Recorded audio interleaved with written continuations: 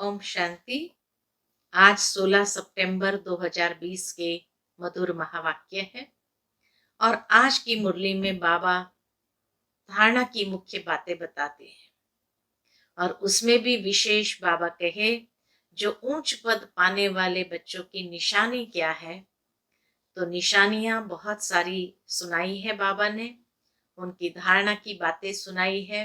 सुनते हैं बाबा के मधुर महावाक्य। ओम शांति।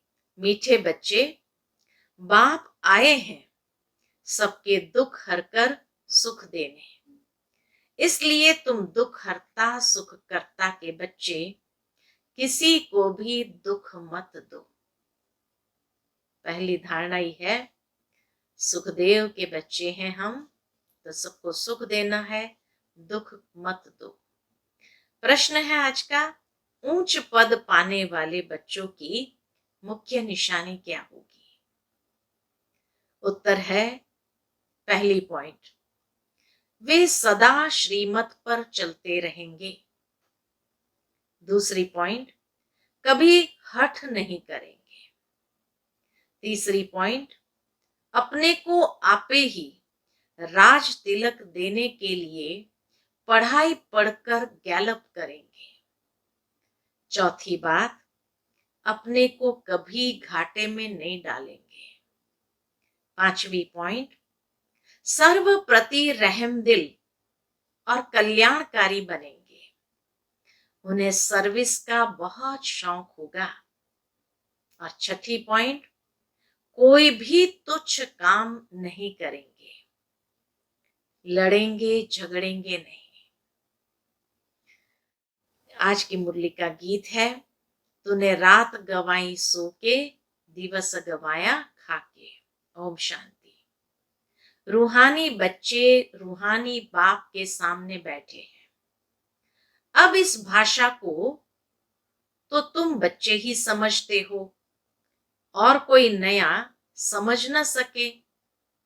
हे रूहानी बच्चे, ऐसे कभी कोई कह न सके, कहने आएगा ही नहीं।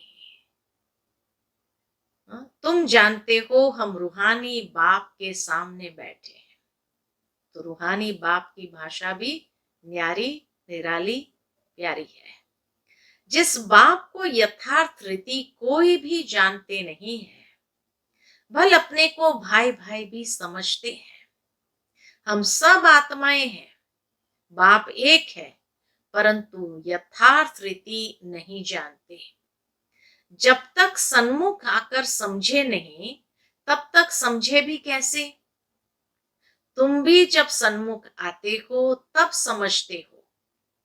तुम हो ब्राह्मण ब्राह्मणियां, तुम्हारा सरनेम ही है ब्रह्मा वंशी, ब्रह्मा कुमार कुमारियां।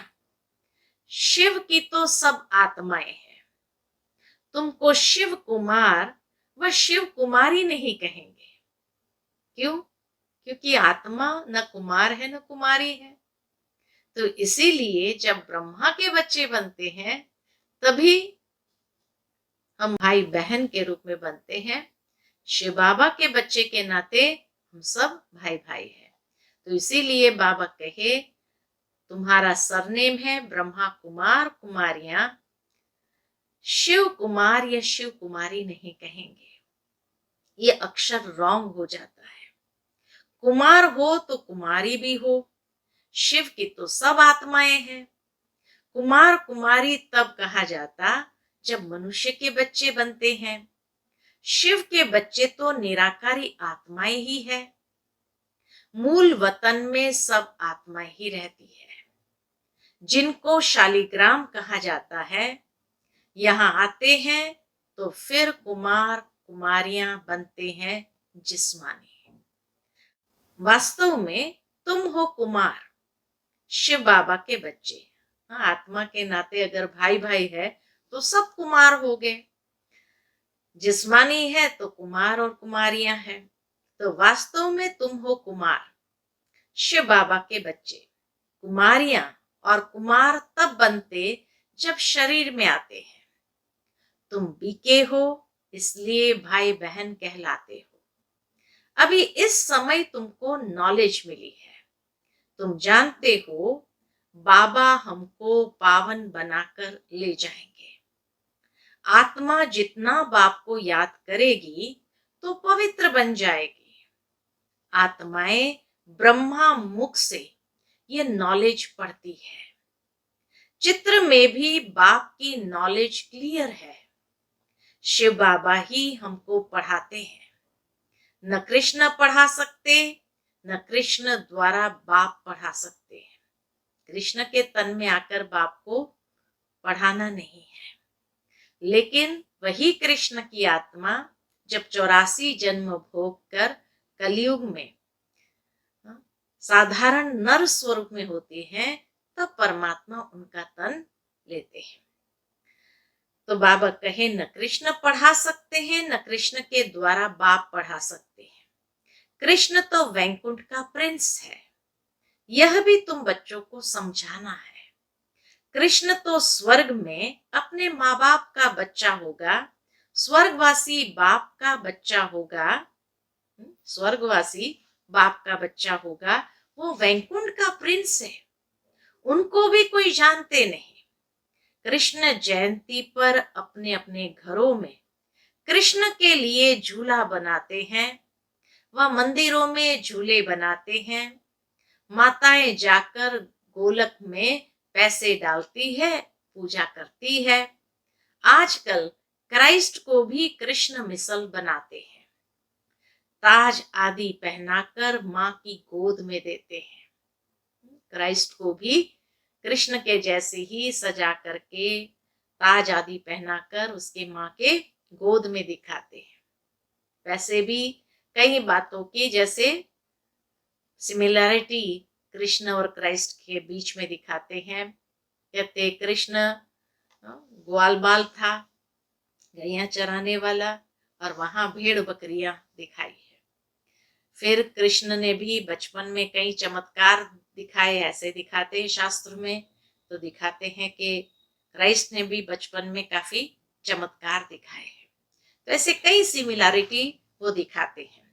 तो इसीलिए बाबा कहे आजकल क्राइस्ट को भी कृष्ण मिसल बनाते हैं, ताज आदि पहनाकर माँ की गोद में देते हैं, जैसे कृष्ण को दिखाते हैं।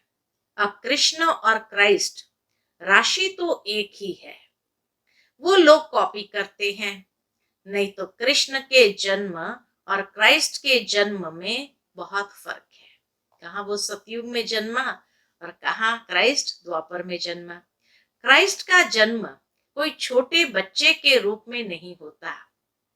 क्राइस्ट की आत्मा ने तो कोई में जाकर प्रवेश किया, विष से पैदा हो न सके। पवित्र आत्मा नीचे उतरती है धर्म स्थापना अर्थ, तो कोई विष से पैदा हो न सके उसका शरीर। आगे क्राइस्ट को कभी छोटा बच्चा नहीं दिखाते थे, क्रॉस पर दिखाते थे। वह अभी दिखाते हैं। बच्चे जानते हैं धर्म स्थापक को कोई ऐसे मार न सके, तो किसको मारा? जिसमें प्रवेश किया उनको दुख मिला। सतो प्रधान आत्मा को दुख कैसे मिल सकता? इसीलिए क्राइस्ट को दुख नहीं दिया, दुख भोगना पड़ा। जिसके तन में प्रवेश किया, जीसस के तन में प्रवेश किया, तो जीसस को दुख भोगना पड़ा। उसने ऐसा क्या कर्म किए जो इतना दुख भोगना पड़ा? आत्मा ही सतो प्रधान अवस्था में आती है, सबका हिसाब किताब चुकतू होता है। इस समय बाप सबको पावन बनाते हैं, वहां से सतो प्रधान आत्मा आकर दुख भोग न सके। तो क्राइस्ट की आत्मा ने दुख नहीं भोगा, जीसस के शरीर ने दुख भोगा। आत्मा ही भोगती है ना, शरीर के द्वारा भोगना तो जीसस की आत्मा को भोगना पड़ा। आत्मा शरीर में है तो दुख होता है। मुझे दर्द है, ये किसने कहा? इस शरीर में कोई रहने वाला है। वह कहते हैं परमात्मा अंदर है, तो ऐसे थोड़ी कहेंगे कि हमको दुख है। सर्व में परमात्मा विराजमान है, तो परमात्मा कैसे दुख भोगेगा? वह आत्मा पुकारती है, हे परम पिता परमात्मा, हमारे दुख हरो। पारलौकिक बाप को ही आत्मा पुकारती है। अभी तुम जानते हो, बाप आया हुआ है, दुख हरने की युक्ति बता रहे हैं। आत्मा शरीर के साथ ही एवर हेल्दी वेल्दी बनती है। मूल वतन में तो हेल्दी वेल्दी नहीं कहेंगे, वहां कोई सृष्टि थोड़ी है, वहां तो है ही शांति। शांति स्वधर्म में टिके हुए हैं। अभी बाप आए हैं सबके दुख हरकर सुख देने। तो बच्चों को भी कहते हैं, तुम मेरे बने हो, किसको दुख नहीं देना। बाबा भी कहते हैं, तुम भगवान के बने हो तो तुम्हें भी किसी को दुख नहीं देना है। यह लड़ाई का मैदान है, परंतु गुप्त। वह है प्रत्यक्ष। यह जो ज्ञान है, युद्ध के मैदान में जो मरेंगे वह स्वर्ग में जाएंगे। ऐसा कहा हुआ है गीता में, महाभारत में, कि युद्ध के मैदान में जो मरेंगे वह स्वर्ग में जाएंगे। उसका अर्थ भी समझाना पड़े। इस लड़ाई का महत्व देखो कितना है। बच्चे जानते हैं उस लड़ाई में मरने से कोई स्वर्ग में जा न सके, परंतु गीता में भगवान वाच है, उनको मानेंगे तो सही ना। बाबा कहे उनको मानेंगे तो सही ना। भगवान ने किसको कहा? उस लड़ाई वालों को कहा या तुमको कहा? दोनों को कहा। उन्हों को भी समझाया जाता है, अपने को आत्म समझ बाप को याद करो। बाबा के पास इसीलिए शुरू से साकार से ही कई मिलिट्री वाले भी आते थे, तो बाबा उनको भी कहते हैं, अपने को आत्म समझकर बाप को याद करो। लड़ाई के मैदान में जाओ, तभी भी उस स्थिति में स्थित होकर लड़ो तो स्वर्ग में जाएंगे। तो बाबा कहे उन्हों को भी समझाया जाता है, अपने को आत्म समझ बाप को याद करो। यह सर्विस भी करनी है। अब तुम स्वर्ग में अगर जाना चाहते हो तो पुरुषार्थ करो। लड़ाई में तो सब धर्म वाले हैं, सिख भी है, वो तो नेचुरल है, सिख धर्म में ही जाएंगे। स्वर्ग में तो तब आ सकेंगे जब तुम ब्राह्मणों से आकर ज्ञान ले। जैसे बाबा के पास आते थे तो बाबा समझाते थे, तुम लड़ाई करते शिव बाबा की याद में रहेंगे तो स्वर्ग में आ सकेंगे। मिलिट्री वालों को बाबा समझाते थे कि तुम लड़ाई करते शिव बाबा की याद में रहोगे तो स्वर्ग में आ सकेंगे, बाकी ऐसे नहीं कि स्वर्ग में राजा बनेंगे। नहीं, जास्ती उन्हों को समझा भी नहीं सकते हैं। उनको थोड़ा ही ज्ञान समझाया जाता है। लड़ाई में अपने इष्ट देवता को याद जरूर करते हैं। लड़ाई में अपने इष्ट देवता को याद जरूर रखते हैं। सिख होगा तो गुरु गोविंद की जय कहेंगे। ऐसे कोई नहीं जो अपने को आत्मा समझ परमात्मा को याद करे। बाकी हाँ, जो बाप का परिचय लेंगे तो स्वर्ग में आ जाएंगे। सबका बाप तो एक ही है, पतित पावन। वह पतितों को कहते हैं, मुझे याद करने से तुम्हारे पाप कट जाएंगे और मैं जो सुखधाम स्थापन करता हूं उसमें तुम आ जाएंगे। लड़ाई में भी शिव बाबा को याद करेंगे तो स्वर्ग में आ जाएंगे। उस युद्ध के मैदान की बात और है, यहाँ और है। बाप कहते हैं ज्ञान का विनाश नहीं होता। शिव बाबा के बच्चे तो सब है।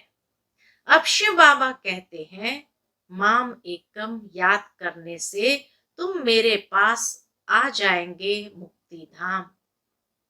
फिर जो ज्ञान सिखाया जाता है वह पढ़ेंगे तो स्वर्ग की राजाई मिल जाएंगी।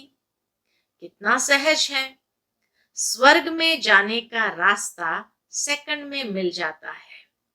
हम आत्मा बाप को याद करती है।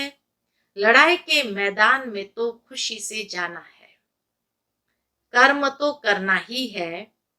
देश के बचाव के लिए सब कुछ करना पड़ता है। वहां तो है ही एक धर्म, मतभेद की कोई बात नहीं। यहाँ कितना मतभेद है। पानी पर, जमीन पर झगड़ा। पानी बंद कर देते हैं तो पत्थर मारने लग पड़ते हैं। एक दो को अनाज नहीं देते तो झगड़ा हो जाता है। तुम बच्चे जानते हो हम अपना स्वराज्य स्थापन कर रहे हैं। बाबा कहे तुम बच्चे जानते हो हम अपना स्वराज्य स्थापन कर रहे हैं। पढ़ाई से राज्य पाते हैं, नई दुनिया जरूर स्थापन होनी है। नूंद है तो कितनी खुशी होनी चाहिए। कोई भी चीज में लड़ने झगड़ने की कोई बात नहीं। रहना भी बहुत साधारण है। बाबा ने समझाया है तुम ससुर घर जाते हो, इसलिए अब वनवाह में हो।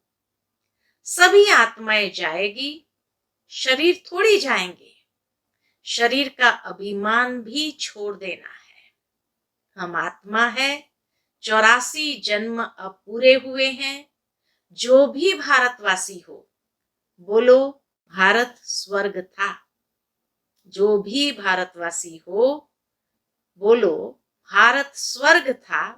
अब तो कलयुग है। कलयुग में अनेक धर्म है। सतयुग में एक ही धर्म था। भारत फिर से स्वर्ग बनना है।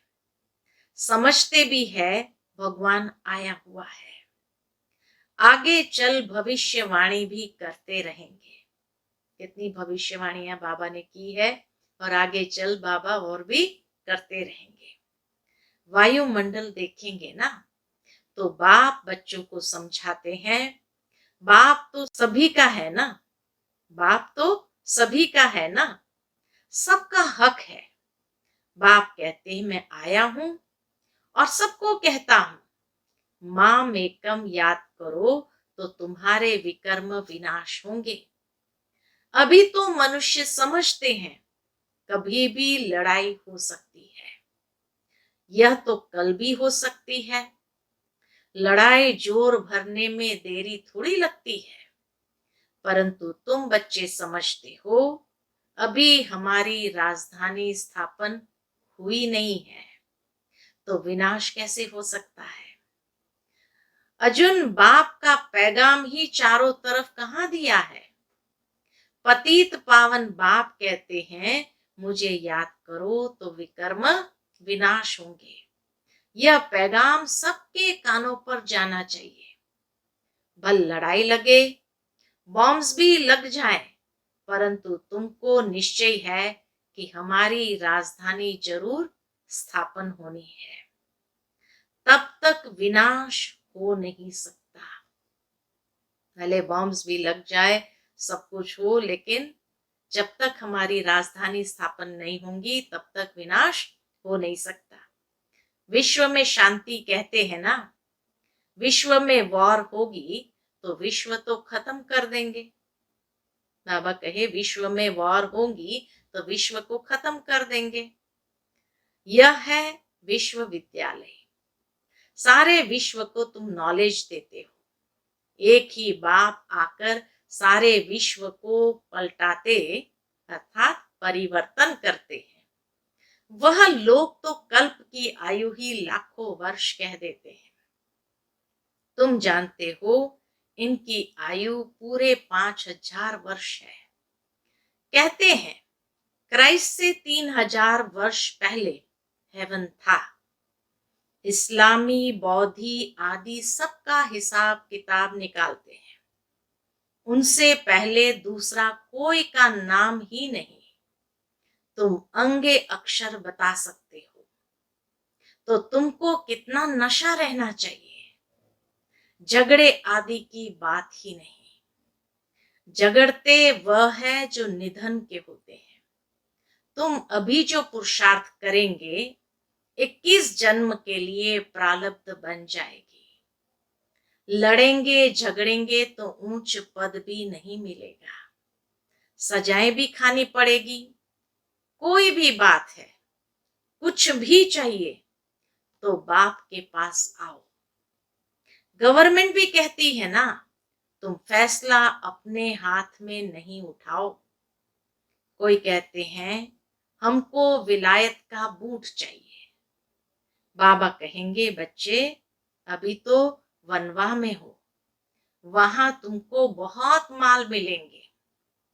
बाप तो राइट ही समझाएंगे ना कि यह बात ठीक नहीं है, यहां तुम यह आश क्यों रखते हो, यहां तो बहुत सिंपल रहना चाहिए, नहीं तो देह अभिमान आ जाता है। इसमें अपनी नहीं चलानी होती है। बाबा जो कहे, बीमारी आदि है, डॉक्टर आदि को भी बुलाते हैं, दवाई आदि से संभाल तो सबकी होती है, फिर भी हर बात में बाप बैठा है, फिर भी हर बात में बाप बैठा है। श्रीमत तो श्रीमत है ना, निश्चय में विजयी है। वो तो सब कुछ समझते हैं ना, बाबा कहे वो तो सब कुछ समझते हैं ना। बाप की राय पर चलने में ही कल्याण है, अपना भी कल्याण करना है। कोई को वर्थ पाउंड बना नहीं सकते हैं तो वर्थ नॉट अ पेनी ठहरे ना। बाबा कहे अपना भी कल्याण करना है, लेकिन अगर कोई को वर्थ पाउंड नहीं बना सकते हैं तो उसको क्या कहेंगे, वर्थ नॉट अ पेनी ठहरे ना। पाउंड बनने लायक नहीं, यहाँ वैल्यू नहीं तो वहां भी वैल्यू नहीं रहेगी। अगर यहाँ अपनी वैल्यू को बढ़ाया नहीं तो स्वर्ग में भी वैल्यू नहीं रहेगी। सर्विसेबल बच्चों को सर्विस का कितना शौक रहता है, चक्र लगाते रहते हैं। सर्विस नहीं करते तो उनको रहम दिल, कल्याणकारी कुछ भी नहीं कहेंगे। बाबा को याद नहीं करते तो तुच्छ काम करते रहेंगे, पद भी तुच्छ पाएंगे। ऐसे नहीं हमारा तो शिव बाबा से योग है, यह तो है ही बीके। शिव बाबा ब्रह्मा द्वारा ही ज्ञान दे सकते हैं। सिर्फ शिव बाबा को याद करेंगे तो मुरली कैसे सुनेंगे, फिर नतीजा क्या हुआ। कई लोग कहते हैं हमारा ब्रह्मा बाबा से कनेक्शन है, डायरेक्ट शिव बाबा से कनेक्शन है। तो बाबा के सिर्फ शिव बाबा को याद करेंगे तो मुरली कैसे सुनेंगे, मुरली तो ब्रह्मा द्वारा ही सुनाते हैं बाबा। फिर नतीजा क्या होगा, पढ़ेंगे नहीं तो पद क्या पाएंगे। पद का कनेक्शन पढ़ाई से है, पावन होने का कनेक्शन बाबा की याद से है। यह भी जानते हैं सबकी तकदीर ऊंच नहीं बनती है, वहां भी तो नंबरवार पद होंगे ना। पवित्र तो सबको होना है, आत्मा पवित्र बनने बगैर शांति धाम जा नहीं सकती। बाप समझाते हैं तुम सबको यह ज्ञान सुनाते चलो, कोई भल अभी नहीं भी सुनते हैं, आगे चलकर जरूर सुनेंगे। अभी कितने भी विघ्न तूफान जोर से आए तुम्हें डरना नहीं है, क्योंकि नए धर्म की स्थापना होती है ना, तुम गुप्त राजधानी स्थापन कर रहे हो। बाबा सर्विसेबल बच्चों को देखकर खुश होते हैं। तुम्हें अपने को आपे ही राज तिलक देना है, श्रीमत पर चलना है, इसमें अपना हठ चल न सके। मुफ्त अपने को घाटे में नहीं डालना चाहिए। बाप कहते हैं बच्चे सर्विसेबल और कल्याणकारी बनो। स्टूडेंट को टीचर कहेंगे ना, पढ़कर गैलप करो, तुमको 21 जन्मों के लिए स्वर्ग की स्कॉलरशिप मिलती है। डिनाइस्टी में जाना यही बड़ी स्कॉलरशिप है, डिनाइस्टी में जाना यही सबसे बड़ी स्कॉलरशिप है। अच्छा, मीठे मीठे सिकिलदे बच्चों प्रति माता पिता बाप दादा का याद प्यार और गुड मॉर्निंग। रूहानी बाप की रूहानी बच्चों को नमस्ते। हम सभी रूहानी बच्चों की रूहानी माता पिता बाप दादा को याद प्यार, गुड मॉर्निंग और नमस्ते नमस्ते। शुक्रिया बाबा, शुक्रिया। आज की मुरली से धारणा के लिए मुख्य सार है। पहली पॉइंट, संगम पर बहुत सिंपल साधारण रहना है, क्योंकि यह वनवा में रहने का समय है। यहाँ कोई भी आश नहीं रखनी है, कभी अपने हाथ में लॉ नहीं लेना है, लड़ना झगड़ना नहीं है। दूसरी पॉइंट, विनाश के पहले नई राजधानी स्थापन करने के लिए सबको बाप का पैगाम देना है कि बाप कहते हैं, मुझे याद करो तो विकर्म विनाश हो और तुम पावन बनो। आज की मुरली का मीठा वरदान, बाप द्वारा सफलता का तिलक प्राप्त करने वाले सदा आज्ञाकारी दिल तख्त नशीन भवा। बाप द्वारा सफलता का तिलक प्राप्त करने वाले कौन होते हैं? सदा आज्ञाकारी दिल तख्त नशीन भवा। भाग्य विधाता बाप रोज अमृत वेले अपने आज्ञाकारी बच्चों को सफलता का तिलक लगाते हैं। आज्ञाकारी ब्राह्मण बच्चे कभी मेहनत व मुश्किल शब्द मुख से तो क्या संकल्प में भी नहीं ला सकते हैं। वह सहज योगी बन जाते हैं, इसलिए कभी भी दिल शिकस्त नहीं बनो, लेकिन सदा दिल तख्त नशीन बनो, रहम दिल बनो, अहम भाव और वहम भाव को समाप्त करो। आज का स्लोगन है, विश्व परिवर्तन की डेट नहीं सोचो, विश्व परिवर्तन की डेट नहीं सोचो, स्वयं के परिवर्तन की घड़ी निश्चित करो। विश्व के परिवर्तन की डेट नहीं सोचो, स्वयं के परिवर्तन की घड़ी निश्चित करो। अच्छा, ओम शांति।